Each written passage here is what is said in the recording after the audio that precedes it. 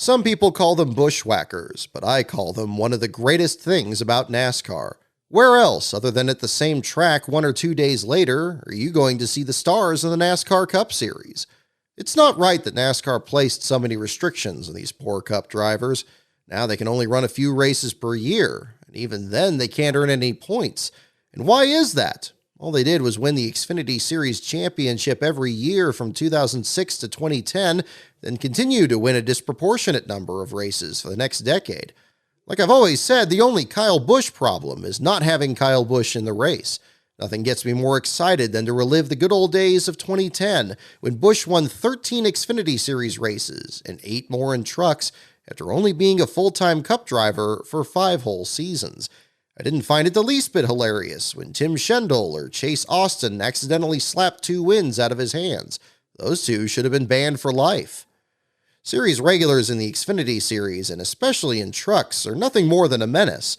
They just won't stop crashing each other, causing cautions that cost the Cup regulars their 5-second leads. We all know they can't learn from each other. They need to be brought under control. The only way to do that is by letting in as many Cup drivers as possible to race in both Xfinity and trucks. Not the drivers with Cup experience who are already in those 2 series, like Justin Allgaier, AJ Allmendinger, Matt DiBenedetto, JJ Yaley, Ty Dillon, or Parker Kligerman. They don't have anything to teach the young guys about racing or the pitfalls of trying to reach Cup in the first place. No, we need to flood the field with the best Cup drivers, drivers who could win an Xfinity or Truck Series race in their sleep. The Cup drivers are mentors, and as we all know, the only way to properly mentor a young driver is to make him lose to Kyle Larson or Denny Hamlin 6 times a year. Mentoring doesn't happen face-to-face, where veterans can talk to rookies and impart their knowledge to the next generation. It can only happen on the track, 3 laps down to the guy that keeps getting angry when you get in his way. There's nothing more American than storming into some place where you're not invited than complaining about who's already there. And thank goodness these Cup drivers are so generous with their time, such a noble sacrifice. If it weren't for their kindness, watching an Xfinity race or truck race would be so boring. A bunch of drivers you never heard of racing for teams that don't even have a Cup Series charter. What, you think names are made here? Don't make me laugh. I don't watch racing for the competition, I watch it for the stars. Every week, I want the racing equivalent of a kaiju fight, where every building the 2 big monsters step on are garages belonging to teams without sponsors. The fact is, these Cup Series drivers need the track time. Not in their own cars, mind you. Everyone knows you can't prepare to race NASCAR's next-gen car by holding hours of practice with the same cars. I mean, come on, if we did that, we'd have to have a 3rd day of track activity. Cup drivers need all the help they can get because they're the ones with the odds most stacked against them.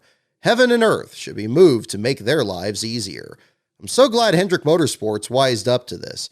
4 of the drivers in their Xfinity lineup for this year include the 2020 and 2021 Cup Series champions, the driver who won the most races last year, and the driver who qualified on the front row for 6 consecutive Daytona 500s. Statistics like that simply won't cut it in today's NASCAR. They need to be better.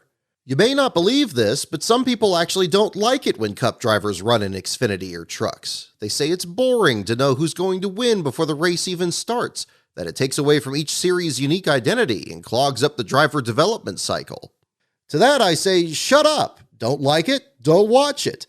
And don't gripe at me about stick and ball sports, saying this is like having the Kansas City Chiefs play against a middle school football team.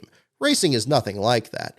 It's more like the Chiefs playing the middle schoolers while also having the advantage of better cleats, stronger pads, a 10-point lead, and a coin that always comes up heads. Series regulars are not simply being beaten by better athletes, but by better equipment. And how can we trust young drivers to drive top-level equipment if we don't teach them how to lose to it first? Yeah, checkmate, haters. So tell me, who's your favorite bushwhacker? Tell me in the comments below. And as always, thank you for watching. In America, there exists a sport that is driven by the fans. They are why everyone works so hard, on the teams and at the tracks, in front of the grandstands and behind the scenes, to give the fans the greatest race possible. NASCAR fans deserve the best, starting from the high banks of Daytona, all the way to the shores of California, and at every race in between. NASCAR fans, you're the reason for our success. Thanks.